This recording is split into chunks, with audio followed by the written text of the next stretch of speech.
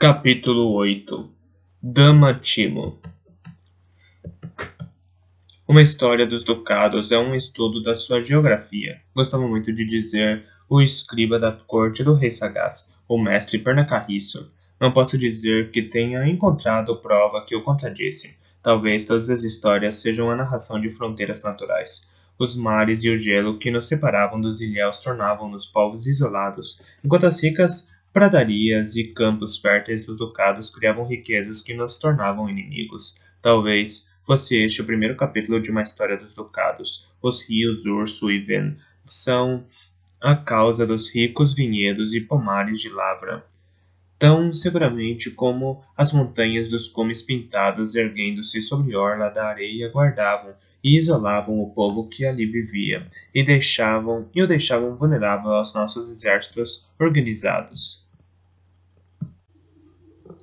Acordei sobressaltado antes que a lua tivesse rendido seu domínio do céu, surpreso por ter dormido mesmo assim. Bronco tinha supervisionado os meus preparativos para a viagem com tanto detalhe durante a noite anterior que, se tivesse despendido de mim, poderia ter partido um minuto depois de engolir a aveia matinal. Mas não é assim que acontece quando um grupo de pessoas se prepara para fazer um conjunto, o que quer que seja. O sol estava bem acima do horizonte antes que estivéssemos aglomerados e preparados. A realeza, Breu havia me prevenido. Nunca viaja leve. Veracidade levará consigo nessa excursão o peso da espada do rei. Todo aquele que o vir passar tem de saber disso sem que lhe seja dito. As notícias devem chegar antes dele a Calvar e assim são. A mão imperial prepara-se para reconciliá-los. Ambos devem ser levados a desejar nunca haverem tido quaisquer diferenças. Esse é o segredo de governar bem. Fazer as pessoas desejarem viver de forma que não haja necessidade da intervenção do regente. E assim, Veracidade viajou com uma pompa que claramente irritava a sua alma de soldado. Um grupo seleto de homens trajava suas cores e o brasão do cervo que representava os visionários e cavalgava à frente das tropas regulares. Aos meus olhos jovens, isso bastaria para impressionar quem quer que fosse. Contudo, para evitar que o impacto fosse militar demais, Veracidade ia acompanhado também de nobres que tinham como função providenciar conversas e diversão ao fim de cada dia. Falcões e cães de caça, como seus tratadores, músicos e poetas, um apresentador de marionetes, criados que serviam e carregavam senhores e damas, outros que cuidavam das roupas, cabelos e de cozinhar os pratos favoritos deles, burros de carga, todos seguiam atrás dos nobres bem montados e constituíam o final daquela procissão. O meu lugar era mais ou menos no meio da comitiva, ia montado em fuligem impaciente ao lado de uma liteira, ornamentada, puxada por dois capões pardos sonolentos. A um dos rapazes do estábulo mais inteligentes, cujo nome era Mano, tinha sido designado um pônei e atribuída a responsabilidade pelos cavalos que carregavam a liteira. Eu devia tomar conta da mula que transportava nossa bagagem e servir ao ocupante da liteira. Tratava-se da muito idosa dama Timo, que eu nunca tinha conhecido antes. Quando por fim ela apareceu para entrar na liteira, estava tão envolta em capas, véus e lenços que consegui apenas ficar com a impressão de que era idosa de uma forma mais descarnada do que roliça, e que o seu perfume fazia a fuligem espirrar. Acomodou-se no meio de um ninho de almofadas, cobertores, peles e cobertas, e ordenou de imediato que as cortinas fossem fechadas e atadas, apesar da agradável manhã. As duas pequenas aias que a tinham acompanhado até ali dispararam alegremente para longe e deixaram-me sozinho, como o seu único assistente. Fiquei com o coração apertado. Tinha esperado que pelo menos uma delas viajasse com a dama Timo. Quem iria cuidar das suas necessidades pessoais quando a tenda fosse montada? Não fazia ideia do que era servir uma mulher, e ainda menos uma tão idosa. Resolvi seguir o conselho de Bronco a um jovem que tivesse de lidar com senhoras idosas, ser atento e educado, bem disposto e agradável. As velhas são facilmente conquistadas por um jovem simpático, ele tinha me dito. Aproximei-me da liteira. Dama Timo, está confortável? Perguntei. Um longo intervalo se sucedeu sem resposta. Talvez ela fosse ligeiramente surda. Está confortável? Perguntei mais alto. Pare de me importunar, jovem, foi a resposta surpreendentemente enérgica. Se eu precisar de você, eu te digo. Peço perdão, disse rapidamente. Pare de me importunar, já disse, resmungou indignado. E acrescentou em meio tom. Caipira estúpido. Ao ouvir isso, tive o bom senso de ficar calado, embora minha irritação tivesse aumentado 10 vezes. A esperança de que a viagem fosse alegre e divertida foi por água abaixo. Sem querer, ouvira as trompas soarem e vi o estandarte de veracidade erguido à distância, à nossa frente. A poeira que voou na minha direção me indicou que a guarda avançada tinha iniciado a viagem. Longos minutos se passaram antes que os cavalos adiante começassem a se mexer. Mano forçou os cavalos que puxavam a liteira a andarem e eu assobiei para a fuligem. Ela se colocou em movimento com boa vontade e a mula resignada nos seguiu. Lembro-me bem desse dia. Lembro-me da poeira de todos os que nos precediam, pairando espessa no ar à nossa frente. E de como o Mano e eu conversávamos em voz baixa, pois na primeira vez que rimos alto, a dama Timo gritou: Parem com esse barulho! Também me lembro do azul claro do céu formando um arco de colina a colina à medida que seguíamos as ondulações suaves da estrada costeira. Do topo das colinas, a vista para o mar era maravilhosa, e o ar espesso e inebriante da fragrância das flores nos vales.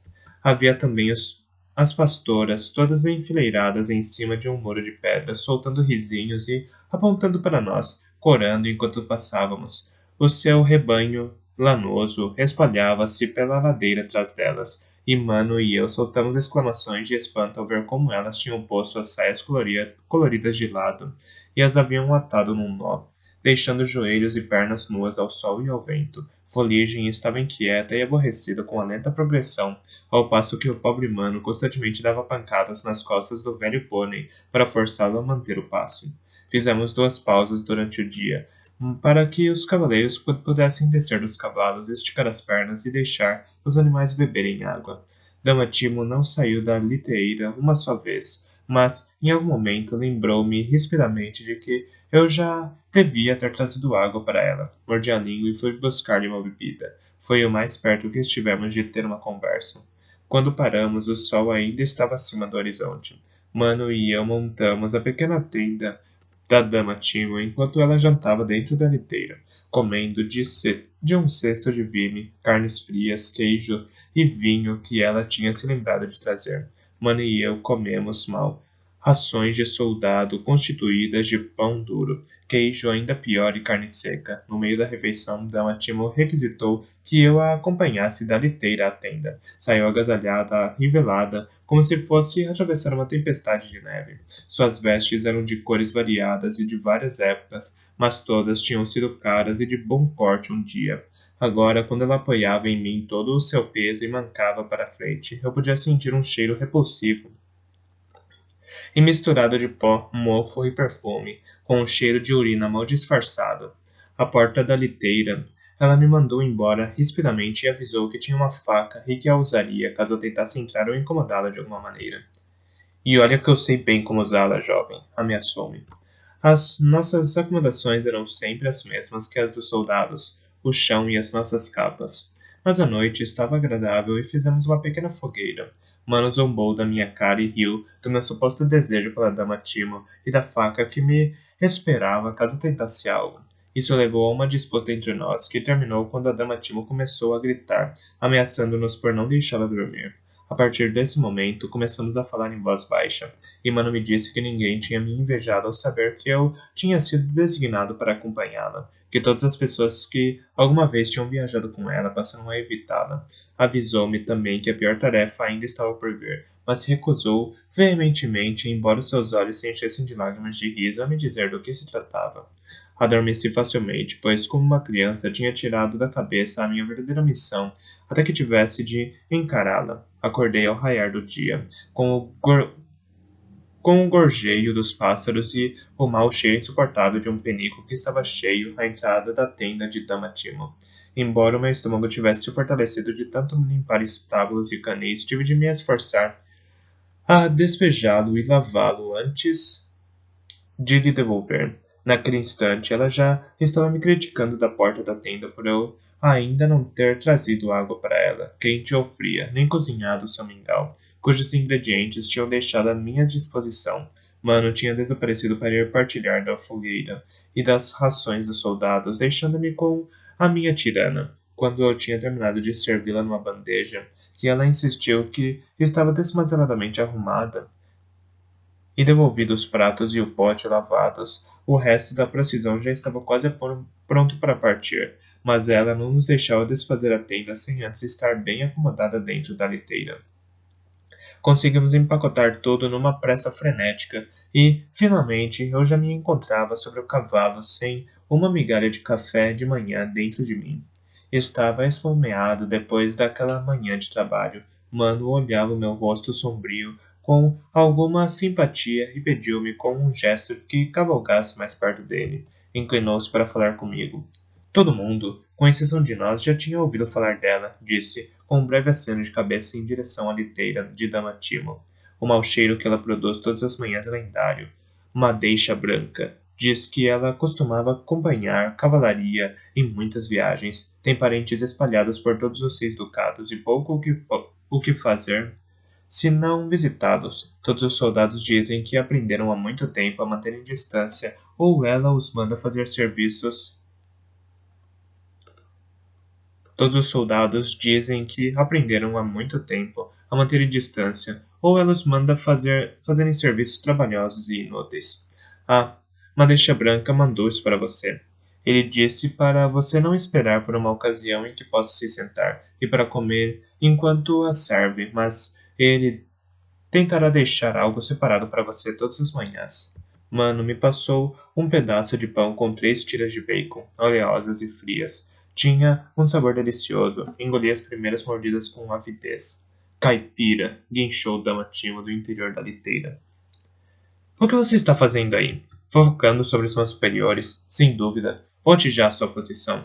Como é que você vai tratar das minhas necessidades se ficar aí andando à frente? Puxei rapidamente os arreios de fuligem e esperei até me encontrar ao lado da liteira. Engoli um grande pedaço de pão com bacon e consegui perguntar: há algo que Vossa Senhora queira? Não fale com essa boca cheia, retorquiu. E pare de me importunar, moleque estúpido.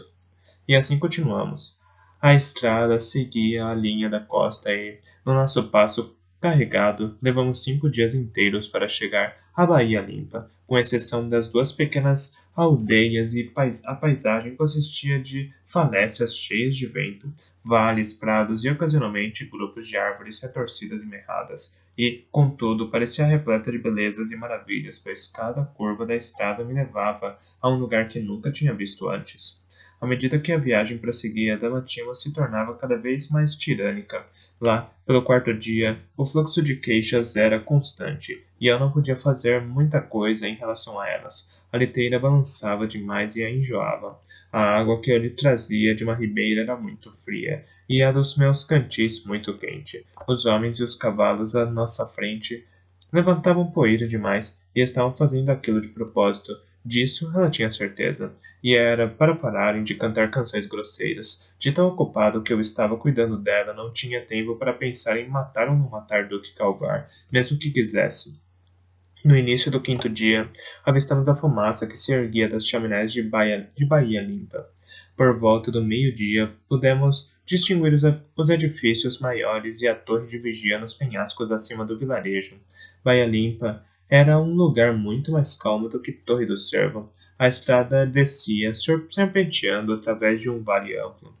As águas azuis de Bahia Limpa abriam-se à nossa frente. As praias eram arenosas e a frota pesqueira era constituída por veleiros ocos com fundos chatos e pequenos barcos a remo que cortavam as ondas como gaivotas. Bahia Limpa não tinha o ancoradouro fundo de Torre do Cervo e, por causa disso, não era o estaleiro e porto comercial que nós éramos. Mas, mesmo assim, parecia ser um belo lugar para se viver.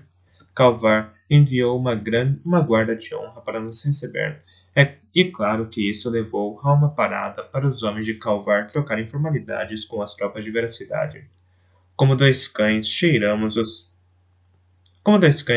o rabo um do outro, observou cruelmente Mano. Em pé, nos meus estribos, consegui ver de longe o suficiente para observar as posturas oficiais, e com uma vontade acenei a minha concordância. Eventualmente pusemos-nos outra vez a caminho e cedo cavalgamos pelas ruas da cidade de Bahia Limpa. Todos os outros seguiram diretamente para a Torre de Calvar, mas eu e Mano fomos obrigados a escoltar a liteira de Dama Timo por várias ruazinhas até chegarmos à estalagem que ela tinha insistido em usar. Ela já tinha pernoitado lá antes, a julgar pelo comportamento da camareira. Mano levou os cavalos e a liteira para os estábulos, mas eu tive de suportá-la, apoiando todo o seu peso no meu braço enquanto eu a acompanhava até o quarto. Eu me questionei sobre o que ela teria comido com um tempero tão nojento que cada exalação do seu hálito era um verdadeiro sacrifício para mim. Mandou-me embora quando chegamos à porta, ameaçando-me com uma infinidade de punições caso eu não voltasse pontualmente depois de 7 dias. Quando parti, senti pena da camareira, pois a voz de Damatimo já se elevava num discurso em voz alta sobre as criadas ladras que tinha encontrado no passado, e de exatamente como queria as roupas da cama arrumada. Com o coração leve, montei fuligem e chamei Mano para que se apressasse.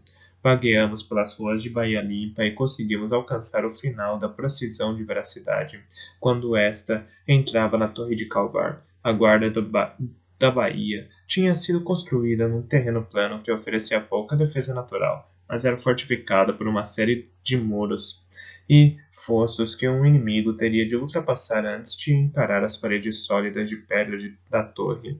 Mano, Mano me disse que nenhum exército atacante tinha uma vez passado do segundo fosso. Eu acreditei nele. Havia homens trabalhando na manutenção dos muros e fossos quando passamos, mas pararam e ficaram olhando maravilhados a chegada do príncipe herdeiro à guarda da Bahia. Quando os portões da fortaleza se fecharam atrás de nós, houve outra interminável cerimônia de acolhimento. Todos, homens e cavalos, ficamos plantados sob o sol do meio-dia, enquanto o Calvar e a guarda da Bahia davam as boas-vindas à Veracidade. Trombetas soaram, e em seguida vozes oficiais sussurraram, abafadas pelo barulho dos cavalos e dos homens que se mexiam. Finalmente a cerimônia acabou, o que foi marcado por um movimento súbito de homens e animais, enquanto as formações à nossa frente se dispersavam. Os homens desceram dos seus cavalos e os rapazes do estábulo de Calvar subitamente já estavam diante de nós, indicando-nos onde poderíamos dar água aos nossos animais, pernoitar e, de suma importância para soldados, comer e nos lavar. Segui atrás de Mano enquanto levávamos Fuligem e o pônei ao estábulo. Ouvi o meu nome e me virei para ver Zeke, de Torre do Cervo, indicando-me a alguém que trajava as cores de Calvar. Aí está ele. Aí está ele, o Fitz. Ei, Fitz! Senta bem, diz que estão te chamando. Veracidade quer que você vá aos seus aposentos. Leon está doente. Mano, cuide de Fuligem para o Fitz. Quase podia sentir a comida sendo arrancada da minha boca, mas inspirei fundo e apresentei-me com o rosto alegre a senta bem, como o Bronco tinha me aconselhado. Duvido que aquele homem seco sequer notasse isso. Para ele, eu era apenas mais um subalterno num dia agitado. Levou-me aos aposentos de Veracidade e lá me deixou, sentindo-se visivelmente aliviado por voltar ao estábulo. Bati a porta com suavidade e um dos homens de Veracidade imediatamente abriu a porta para mim. Ah, graças a Deus. Graças a Eda, que é você. Entre lá. O animal não come, e Veracidade tem certeza de que é grave. Ande logo, Fitz. O homem usava o bração de Veracidade, mas eu não me lembrava de alguma vez tê-lo conhecido. Às vezes era desconcertante perceber quanto sabiam quem eu era, ao passo que eu não fazia a mínima ideia de quem eles fossem. Num quarto anexo, Veracidade se banhava e instruía alguém em voz alta sobre as vestes que desejava para a noite. Contudo, não era ele a minha preocupação, mas Leon. Sondei a mente do bicho, pois não tinha escrúpulos em relação a isso quando o Bronco não estava por perto. Leon ergueu a cabeça ossuda e olhou-me com olhos de mártir. Estava deitado sobre a camisa suada de Veracidade num canto ao lado de uma lareira inutilizada, Sentia-se muito quente e aborrecido e, se não fôssemos caçar nada, preferia voltar para casa. Fingi que o examinava, passando as mãos por seu corpo, erguendo seus beiços para examinar as gengivas e pressionando sua barriga firmemente com a mão. Acabei a inspeção afagando atrás das orelhas e disse ao homem de veracidade: Não há nada de errado com ele. Está apenas sem fome. Vamos dar um pote de água fria para ele e esperar. Quando quiser comer, ele vai nos avisar. E agora, devemos isso tudo daqui antes que estrague no calor. Ele o coma. Ele o coma e fique realmente doente. Referia-me aos restos de torta numa bandeja que tinha sido preparada para a veracidade. Nada daquilo era comida adequada para um cão, mas eu estava tão esfomeado que não teria me importado eu mesmo de jantar aqueles restos. E de fato, o meu estômago roncava só de olhar para eles. Será que, se fosse a cozinha, não teriam por lá um osso fresco para ele? Algo que servisse mais de brinquedo que comida é o que agradaria neste momento. Fitz, é você? Venha cá, garoto. Qual é o problema do meu Leon? Vou buscar o osso, assegurou-me um homem, e eu me levantei e fui ao quarto dele. Ao quarto anexo. Veracidade se levantou, pingando do banho, e pegou a toalha que o criado lhe estendia. Passou-a energicamente pelo cabelo e perguntou-me outra vez enquanto se secava. Qual o problema do Leon? Aquele era o jeito de ser de veracidade. Meses tinham se passado desde a última vez em que tínhamos conversado, mas nem por isso gastou seu tempo com saudações. Breu dizia que era um dos seus defeitos que não fazia os seus homens se sentirem importantes para ele. Pessoalmente, suponho que ele acreditava que se algo de importante tivesse acontecido comigo, alguém teria dito. Havia uma qualidade vigorosa e direta nele que me agradava.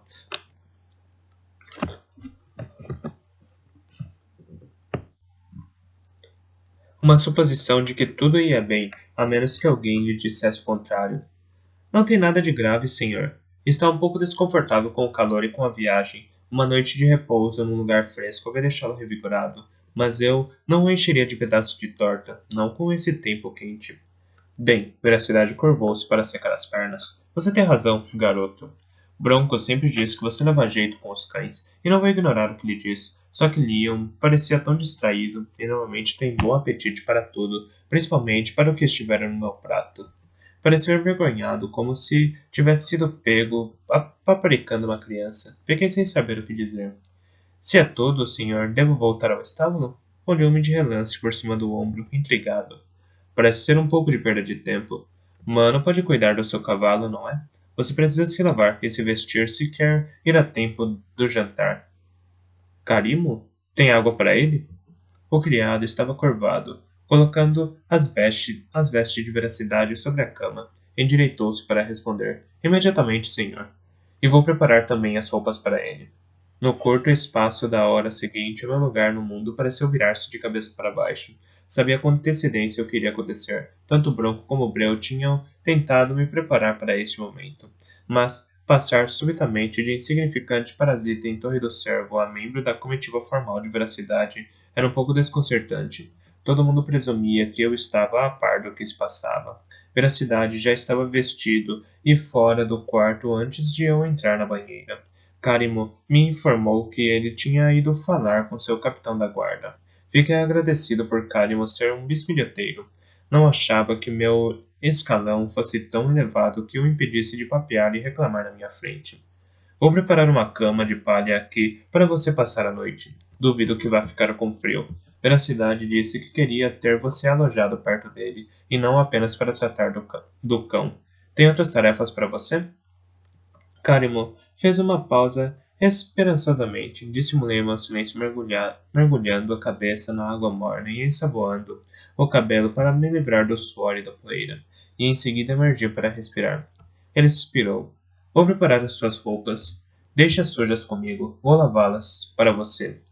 Era muito estranho para mim ter alguém me servindo enquanto eu me lavava, e ainda mais estranho ter alguém cuidando das minhas roupas. Carimo insistiu em endireitar as costuras do meu gibão e garantiu que as mangas muito grandes da minha nova melhor camisa ficavam sobrando do jeito mais irritante possível. Meu cabelo tinha voltado a crescer e agora era longo o suficiente para ter nós que era longo o suficiente para ternos que para ter nós que ele desembaraçou rápido e dolorosamente. Para um rapaz acostumado a se vestir sozinho, toda aquela pompa e arrumação pareciam intermináveis. O sangue se revela, disse uma voz admirada à entrada do quarto. Eu me virei para encontrar veracidade me contemplando com um misto de dor e divertimento no rosto. É a imagem de cavalaria quando tinha essa idade, não é, senhor? Karima soava muitíssimo contente consigo próprio. É sim, Veracidade disse. Veracidade fez uma pausa para limpar a garganta. Nenhum homem pode duvidar de quem é o seu pai, Fritz. Eu me pergunto sobre o que meu pai estaria pensando quando me disse para levá-lo, para deixá-lo bem visto. Sagaz se chama e é. Sagaz se chama e sagaz ele é, mas gostaria de saber o que espera ganhar com isso. Ah, bem, suspirou. É o jeito que ele tem de reinar, e não tenho de me manter nisso. A minha função é simplesmente perguntar a um velho vaidoso por que não consegue manter as suas torres de vigia adequadamente guardadas por seus homens. Ande, garoto. Está na hora de descermos. Virou-se e foi embora, sem esperar por mim. Quando eu tentei correr atrás dele, Karimo me segurou pelo braço. 3 passos atrás dele e à sua esquerda, lembre-se. Foi assim que eu segui. À medida que ele se movia pelo corredor abaixo, mais pessoas da nossa comitiva saíam dos seus aposentos e seguiam o príncipe. Vinham todos enfeitados com os mais elaborados adornos para tirar máximo proveito da oportunidade de serem vistos e invejados fora de Torre do Cervo. O exagero das minhas mangas volumosas parecia bastante razoável quando comparado com o que alguns vestiam. Pelo menos os meus sapatos não tinham pequenos sinos pendurados ou contas de âmbar chacoalhando. Veracidade. Fez uma pausa no topo da escadaria e uma quietude se bateu sobre a multidão reunida logo abaixo. Olhei os rostos que se viravam para observar o príncipe e tive tempo de ler neles todas as emoções conhecidas pela humanidade. Algumas mulheres se desmanchavam em sorrisos abobados, enquanto outras não contiveram olhares de desdém. Alguns jovens assumiram poses que exibiam as suas roupas, outros, vestidos com mais simplicidade, endireitaram-se, como se estivessem em posição de guarda. Vi inveja e amor, desdém e medo, e em alguns rostos ódio, mas veracidade não deu a ninguém mais do que um olhar de relance antes de descer. A multidão abriu alas diante de nós para revelar o Duque Calvar em pessoa, esperando para nos conduzir ao salão de jantar. Calvar não era o que eu esperava. Veracidade o tinha chamado de vaidoso, mas o que vi foi um homem que envelhecia rapidamente, magro e preocupado, que trajava roupas extravagantes, como se fosse uma armadura contra o tempo. Tinha o cabelo grisalho puxado para trás num fino rabo de cavalo, como se fosse ainda um homem de armas, e andava com o passo peculiar de um experiente espadachim. Vi-o como o Breu tinha me ensinado a observar as pessoas e pensei que o compreendia suficientemente bem mesmo antes de nos sentarmos, mas foi após tomarmos os nossos lugares à mesa, e o meu, para minha surpresa, não era muito longe dos mais altos dignatários, que obtive o mais profundo vislumbre da alma do homem, e que não foi proporcionado por nenhum ato seu, mas pelo porte de sua senhora quando chegou e se juntou a nós. Duvido que a diferença de idade entre mim e a dama Graça de Calvar não pudesse ser contada nos dedos de uma mão. Estava enfeitado como o ninho de uma gralha. Nunca tinha visto antes vestimentas que falassem tão espalhafatosamente de gastos e tão pouco de gosto. Tomou o seu lugar numa chuva de floreados e gestos que lembravam um pássaro em rituais de acasalamento. O seu perfume avançou sobre mim como uma onda, e este também falava mais de moedas do que de flores.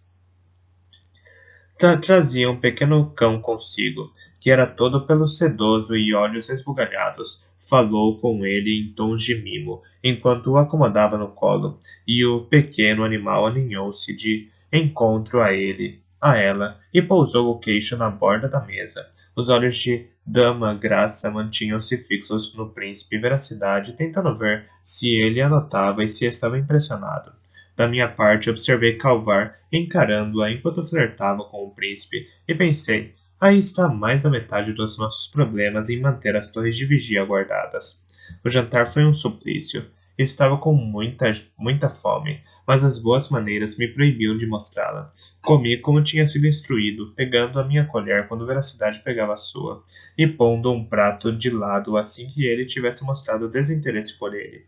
Ansiava por uma boa travessa de carne quente com pão, ensopado de molho, mas, em vez disso, o que nos ofereceram foram pedacinhos de carne temperada de um jeito estranho, compostas exóticas, compotas exóticas de fruta, pães brancos e legumes cozidos até ficarem sem cor e então condimentados. Era uma demonstração impressionante de boa comida maltratada, em nome da cozinha da moda. Podia notar que o apetite de Veracidade estava tão frouxo quanto o meu, e me perguntei se todos podiam notar que o príncipe não estava muito impressionado.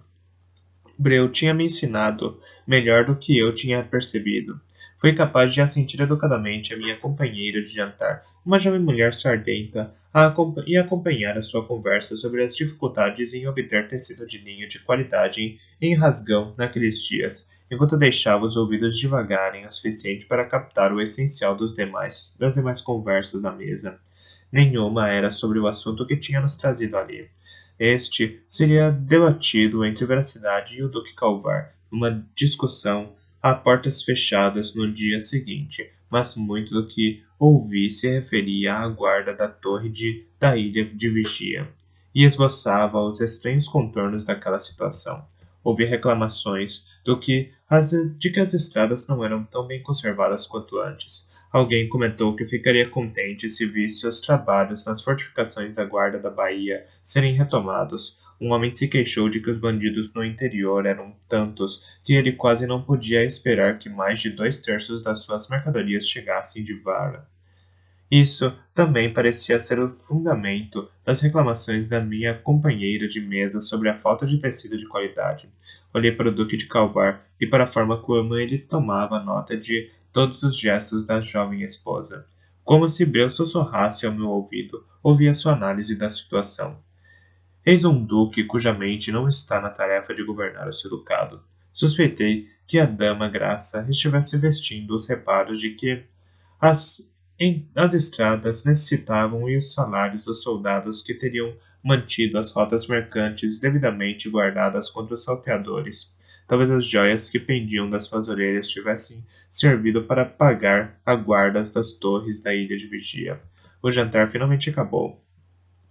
O meu estômago estava cheio, mas a fome persistia de tão pouco substanciosa que a refeição tinha sido. Depois disso, 2 menestréis e um poeta nos mantiveram entretidos, mas deixei os ouvidos mais afinados para as conversas casuais dos presentes do que para os finos versos do poeta e as baladas dos menestréis. Calvar sentou-se à direita do príncipe, enquanto a sua senhora se sentou à esquerda, com o cão no colo, dividindo a cadeira com ela. Graça estava encantada com a presença do príncipe. As suas mãos mexiam-se frequentemente para tocar num brinco ou num bracelete. Não estava acostumada a usar tantas joias. A minha suspeita era de que que ela vinha de uma família simples e estava fascinada com a própria posição. Um menestrel cantou Bela Rosa no meio do trevo, com os olhos fixos nela, e foi recompensado com um rubor nas 2 bochechas. Contudo, à medida que transcorria o sarau e que eu me sentia mais cansado, foi notando que a dama Graça murchava. Bocejou uma vez, levantando a mão tarde demais para encobrir a boca. O pequeno cão tinha adormecido no seu colo e contorcia-se e ganhia ocasionalmente nos sonhos do seu pequeno cérebro. À medida que se tornava mais sonolenta, comecei a achá-la mais parecida com uma criança. Afagava o cão como se fosse uma boneca e encostou a cabeça ao canto da cadeira. Começou a cambalear por 2 vezes, via beliscar disfarçadamente a pele dos pulsos num esforço para se manter acordada. Ficou visivelmente aliviada quando Calvar chamou os menestréis e o poeta para recompensá-los pelo sarau. Tomou o braço do seu senhor para segui-lo rumo ao quarto sem nunca largar o cão que acomodava no colo. Senti-me aliviado ao subir a escadaria em direção à antessala de Veracidade. Carimo tinha arrumado uma cama de penas para mim e alguns lençóis. Era tão confortável quanto a minha própria cama. Estava ansioso para dormir, mas Carimo fez um gesto para que eu fosse ao quarto de Veracidade. Veracidade, simples soldado, não precisava de lacaios para andarem por ali e descalçarem as suas botas. Apenas Carimo e eu o servimos. Carimo papagueava e resmungava enquanto seguia os passos de Veracidade, pegando e alisando as vestimentas que o príncipe casualmente largava. Imediatamente levou as botas de Veracidade para um canto e começou a espalhar mais cera no couro. Veracidade enfiou uma camisola pela cabeça e virou-se para mim. Então, o que tem para me contar? Fiz um relatório para ele, como costumava fazer para Abreu, contando-lhe todo o que tinha ouvido dizer tão fielmente quanto podia, e indicando quem tinha falado e com quem. Por fim, acrescentei as minhas próprias suposições sobre o significado daquilo tudo. Calvar é um homem que tomou uma esposa jovem, a qual se impressiona facilmente com a opulência e prendas, concluí. Não faz a menor ideia das responsabilidades da própria posição, quanto mais das da dele. Calvar desvia dinheiro, tempo e pensamentos dos seus deveres para encantá-la. Se não fosse desrespeitoso dizer isto, eu imaginaria que a virilidade dele começa a falhar, e que, em troca, procura satisfazer a jovem esposa com prendas. Veracidade suspirou pesadamente. Tinha se jogado para cima da cama durante a segunda parte do meu discurso. Agora cutucava o travesseiro mole demais e o dobrava para que oferecesse mais apoio à cabeça. Maldito cavalaria, disse de forma distraída. Este é o tipo de problema para ele, não para mim. Fitz, você fala como seu pai. E, se ele estivesse aqui, encontraria uma forma sutil de lidar com a situação. Neste momento, Kev já teria resolvido o assunto com um dos seus sorrisos e um beijo na mão de alguém. Mas não é a minha maneira de fazer as coisas e não vou fingir que seja. Mexeu-se na cama desconfortavelmente, como se esperasse que eu o criticasse pela forma como cumpria seus deveres. Calvar é um homem e um duque, tem obrigações, deve guardar aquela torre de forma adequada, é suficientemente simples, e eu tenho intenção de dizer isso a ele sem rodeios. Que ponha soldados decentes na torre e que os mantenha lá, e contentes o suficiente para fazerem o trabalho deles. Isso me parece simples, e não vou fazer disso uma dança diplomática. Mexeu-se pesadamente na cama e então, de forma abrupta, virou as costas para mim. Apague a luz, Carimo. E foi o que Carimo fez, tão de prontidão que fiquei em pé no escuro e tive de tatear o caminho para fora do quarto e de volta à minha cama. Enquanto estava deitado, ponderei a incapacidade demonstrada por Veracidade para ver mais do que uma pequena parte do problema. É certo que podia forçar Calvar a guardar a torre, mas não podia forçá-lo a fazer isso de forma competente ou a sentir-se empenhado e orgulhoso disso.